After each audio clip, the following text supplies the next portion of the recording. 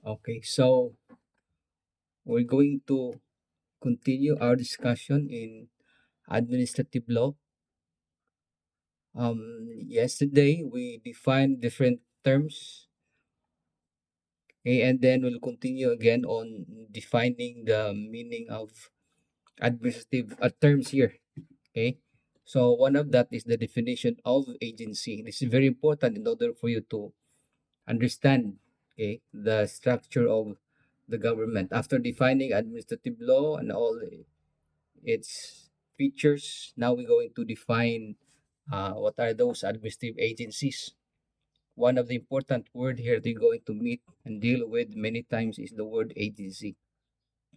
It simply means includes my any department, bureau, office, commission, okay, authority, or officer of the national government authorized by law or executive order to make rules, issue licenses, grant rights and privileges, and adjudicate cases, research institutions with respect to licensing functions, government corporations with respect to the functions of regulating private right, privileges, occupation, or business, and officials, okay, in the exercise of disciplinary power as provided by law. So, right now, there are many agencies, okay, is are actually part of the administrative function of the national government to regulate and in order also to enforce the laws. So what is an administrative agency? Are the organs of the government, okay, other than the court and other than legislature, okay, which affect the rights of the private parties either through adjudication or through role making. So take note again, the meaning of administrative law is also enshrined in the meaning of administrative agencies, like the word legislature, and yet parties are either through it could adjudicate, which is the function of the judicial branch, or through a role making through rule making. Now, what is an administrative agency again? As defined in the Book of the Leon, is the term uses primarily to describe an agency exercising some significant combination of executive, legislative, and judicial powers. So again, as defined in the meaning of administrative law, it is an executive branch functioning as a quasi legislative and quasi judicial branch. Purely it's an executive and yet it also functions the other aspect or branches of the government on its quasi function. Now, in contrast to the role making and adjudicatory power, purely administrative power is concerned with the work of applying policies and enforcing orders as determined by proper government agencies or organs. So it is a prerogative of the executive branch on how to implement the laws passed by Congress. So they can make their own, they have the prerogative on how to execute the laws passed by the legislative branch. They can create many organs. It is their discretion, and it is not even subject of a Supreme Court decision. Okay? It may be in the nature of a political question rather than a judicial issue. When we say political issue, meaning it is the prerogative of the executive branch how to do it, and the court will not intervene. Now, we go into the manner of creation. Okay, so agencies there are organs or administrative agencies created through a constitution. Okay, like of course you know in the our constitution we have the independent organs CEC, Civil Service Commission, COMELEC, Commission on Election, COA, Commission on Audit, and the CHR.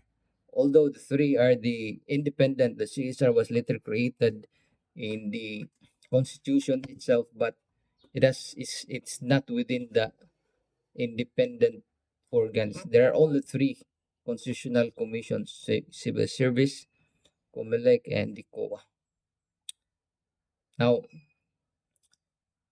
those are agencies created by constitution. How about by agencies created by a law or statutes? We have the NLRC, National Labor Relations Commission, Securities and Exchange Commission on registration of corporations.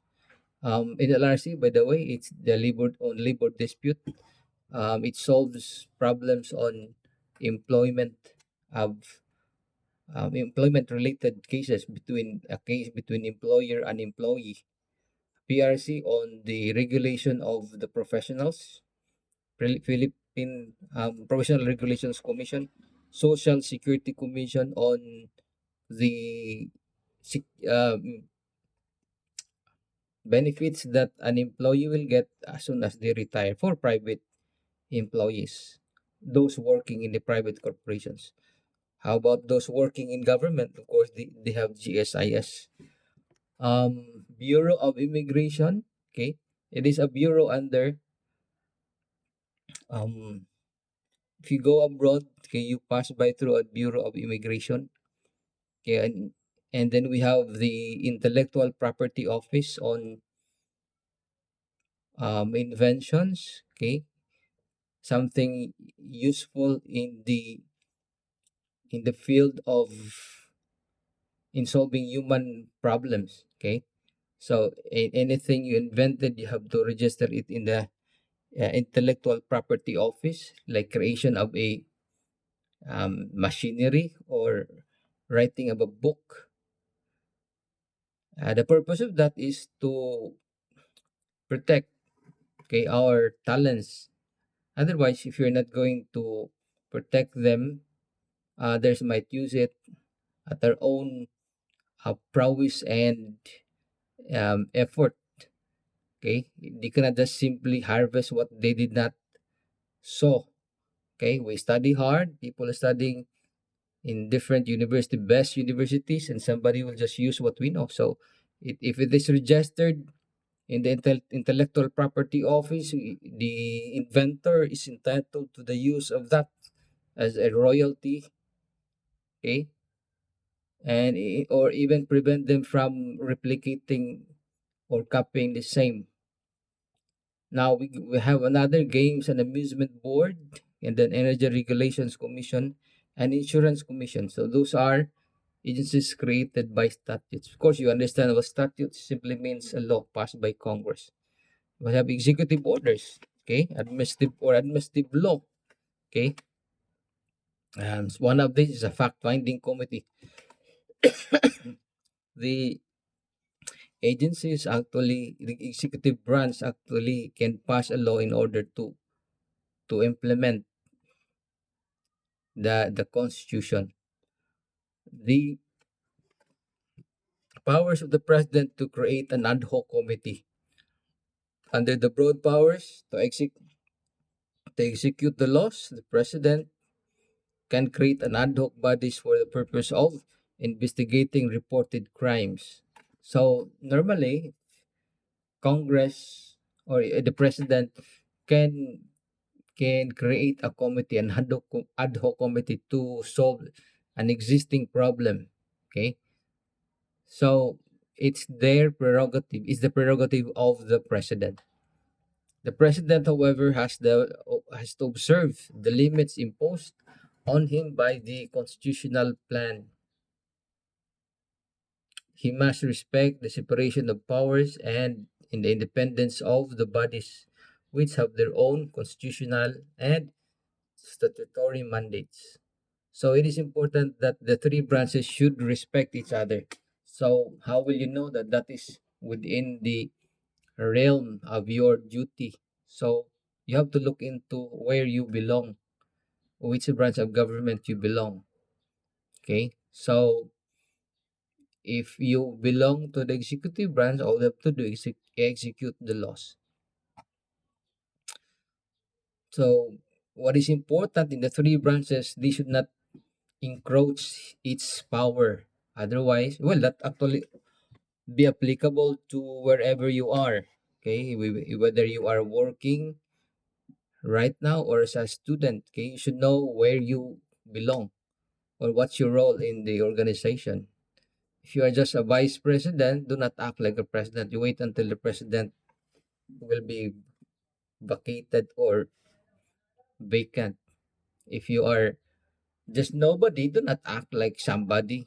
Okay. Otherwise, if you are aware of the penal laws, there are actually criminal offenses for functioning things or acts that it's not yours. Okay.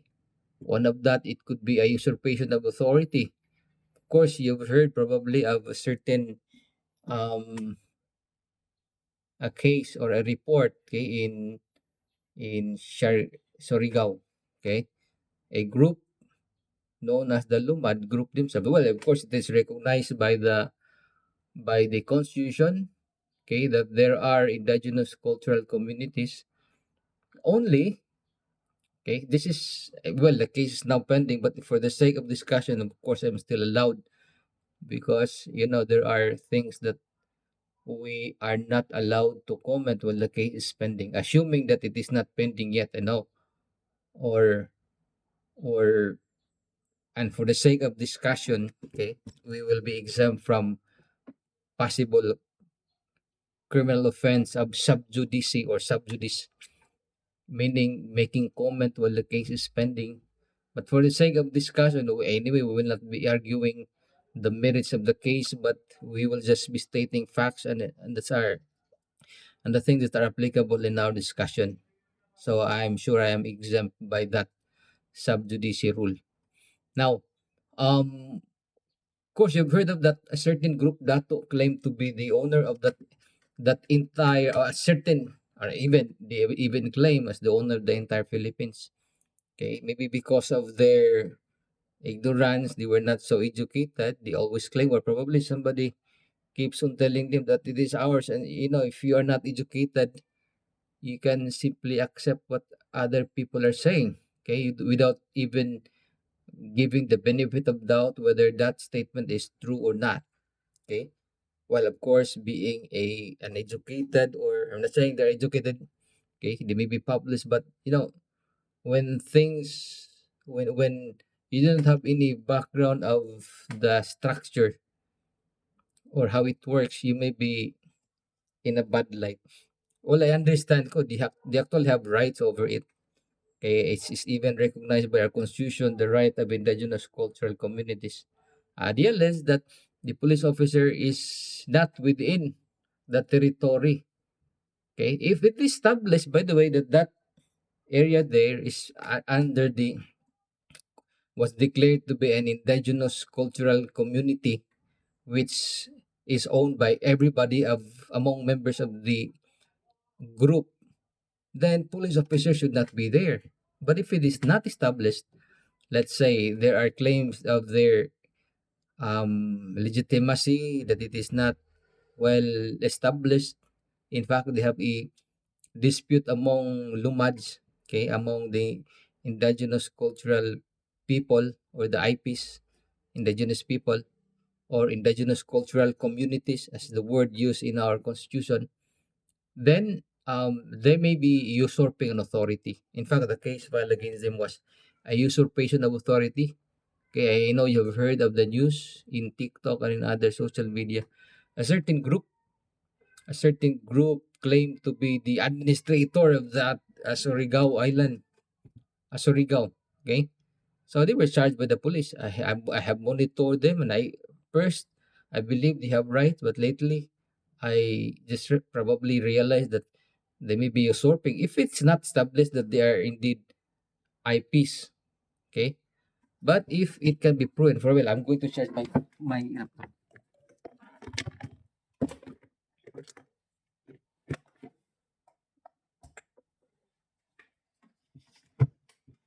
Okay, if it is proven, if it is not proven, then they will be held liable for usurpation of authority.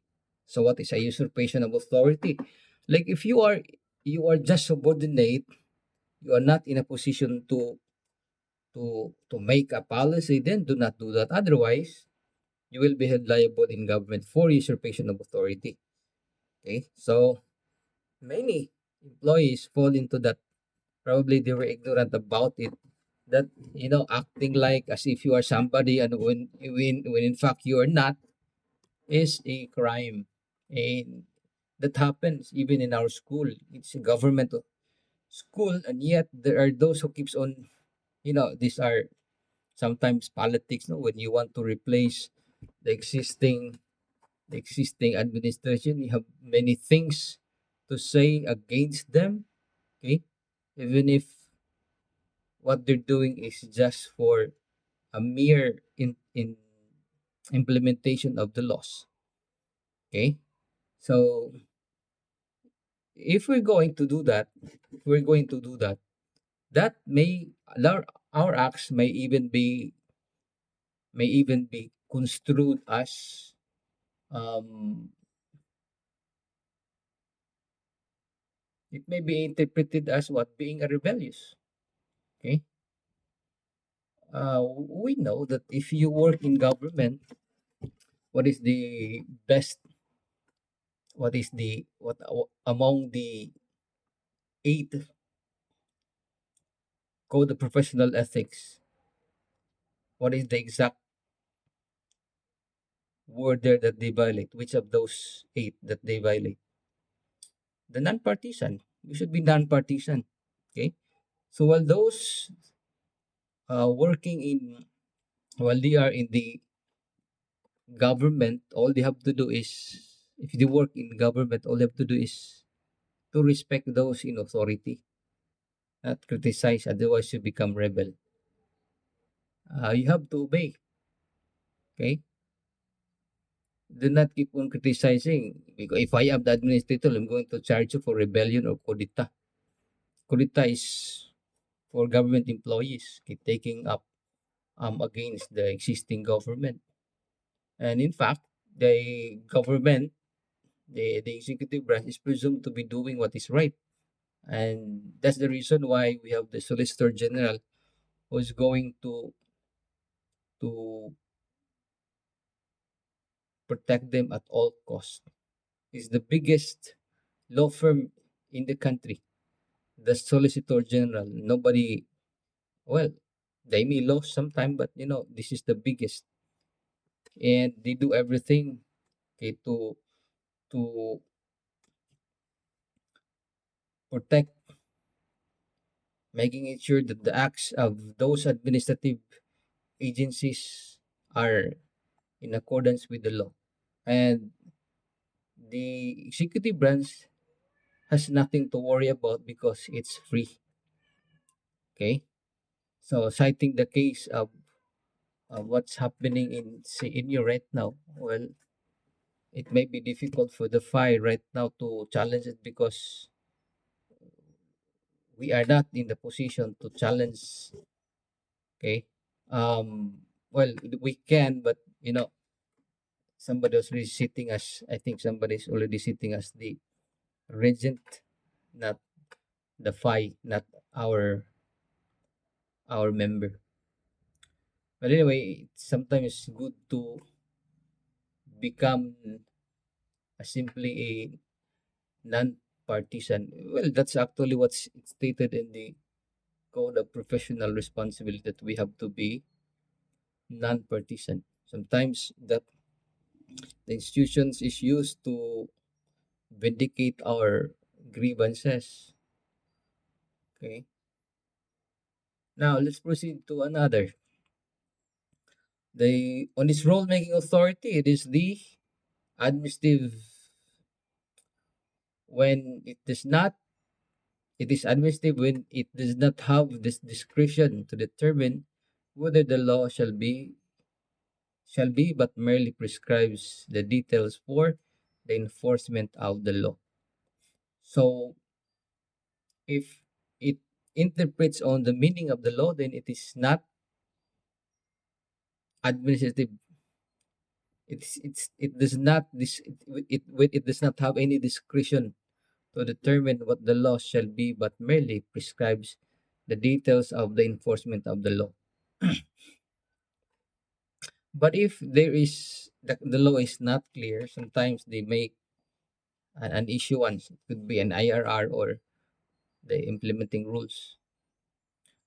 Then we go to kinds of administrative agencies. Okay, we have either government grant or gratuity, special privileges. Okay, Veterans Administration, JSI, SSS, POW. Okay, carrying out of actual business of the government. We have the BIR for the it's a bureau under Department of Finance in collecting taxes. Bureau of Customs still under Bureau of Department of Finance that collects import and export duties. Bureau of Immigration on entry and exit of um, um, visitors. Land Registration Authority for the releasing of title of a land. Then we have the service for public benefit, one of which is PhilPos, VNR, and others. Regulation of a business affected, we have insurance, LTFRB for franchises of the vehicles. Okay, National Telecommunication Commissions on the radios, HLURB. Okay, right now I think this has been replaced with the Department of Urban Development. Okay, on housing and condominium corporations, housing or associations of a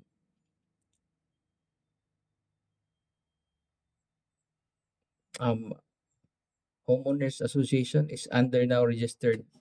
It should be registered not in the commission on Securities and Exchange Commission, but on the Department of Social Urban Development. I think that's the new word that replaces HLURB. HLURB was Housing, Land Use, and Regulatory Board, but now it's replaced by I think the Department of Settlement. So all claims now of complaint between a subdivision owner and the developer or developer and the homeowner is now under HLURB. And they're under Department of Human Settlement. It's no longer HLURB. And also the condominium corporations, those who are living in a condominium units, okay, it's still under the department. Regulations of privileged business, we have the, of course, SEC. Um, One important term and new knowledge under this one is even a one person can now become an owner of a corporation. It is called the one person corporation, still registered under the SEC. Adjustment of individual endorsement. Okay, we have the ECC, NLRC, SEC, DARCO, controlled administrative action, president and executive power. Okay, we have the executive power shall be vested in the president of the Philippines. Okay, under the political agency, again, or the the different secretary is under the executive branch, and you have the principle of the alter ego, meaning the president, the cabinet secretary or department that is the other self of the president.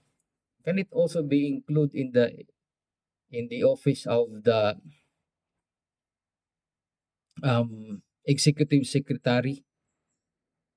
As we know, it only refers generally to the department heads, right? Like secretary of the DAR, of the Agrarian Reform, secretary of DepEd. But that would that also include as alter ego of the president, the executive secretary? Okay. In the latest jurisprudence, executive secretary is also another alter ego of the president, meaning again that the acts of the executive secretary is also an act of the president.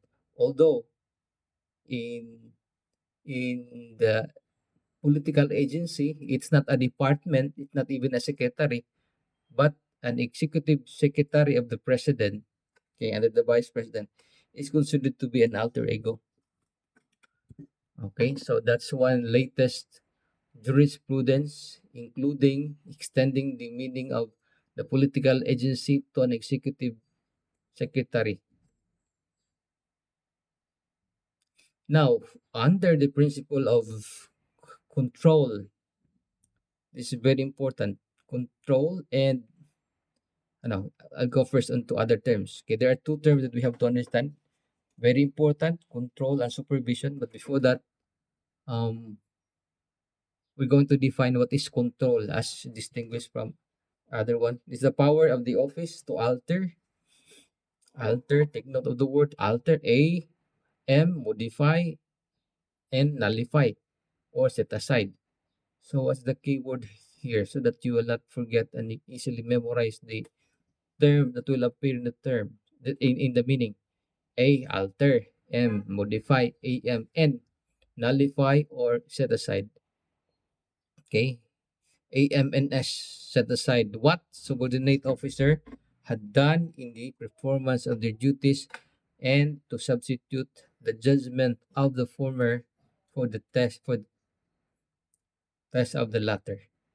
What does it mean? In control, the higher authority under the executive branch may even alter, okay, modify, or even nullify it as if no effect at all, or even set aside. They don't even care of the judgment of the lower or subordinate officer. Okay, so if the secretary's decision can even be altered by the president, because the next in line of the secretary is the president. What, who are those lower than the secretary? The bureau officer, the regional director of different bureaus, okay, can be altered by the department secretary. It can be nullified or set aside. That is on the executive branch. How about in the local government unit? Would that also apply? There's another term, by the way, the supervision, the overseeing of the power, the authority of the officer to see that the subordinate officer had performed their duties. Would that also be applicable to the local government units? Well, the same rule applies, by the way, to local government units under the governor. Okay, governor down. Governor can even alter the decision and modify the set aside, nullify, modify, amend the decision of the mayors. Okay, under component cities of the governor. How about the decision of the governor? Can it be altered by the president being the next in line? The answer is no. Why? Because the duty of the president is only for supervision. And what is the meaning of supervision? Overseeing the power of the authority of an officer to see to it that subordinate officers perform their duties. Okay? So when we say supervision, you only make it sure that the law has been executed. But as to the manner of how it will be executed, it is not within the power of the supervisor. Okay? So let's say a law is passed, okay? So they make it sure that the law will be executed. But as to how, then it is not supervision. They just make it sure that the law will be that's the meaning of supervise supervision. But how about control? Actually, you're going to alter, okay, the decision of the subordinates. So which is more active, the the control, okay, and which has greater responsibility or even liability if you have control. Okay, why? Because, and of course, this is where sometimes the local chief executive earns. Why? Because let's say they may alter or even modify the decision. So in order for them that they will not alter the decision, sometimes they will be paid the one who's going to execute. That's why it's really it's sometimes chaotic when you run in politics. Okay? Sometimes they use this power of control at the benefit of the chief executive. Okay? Can you imagine they have all that power to nullify, set aside, and alter subordinate officer? It's as if the subordinate officer that cannot function anymore because of what probably we will doing is that it will be altered or modified. Okay, and in order for them not to be modified, then they will just align their political party to the governor. Okay, so that is why it's difficult to run in an election if you are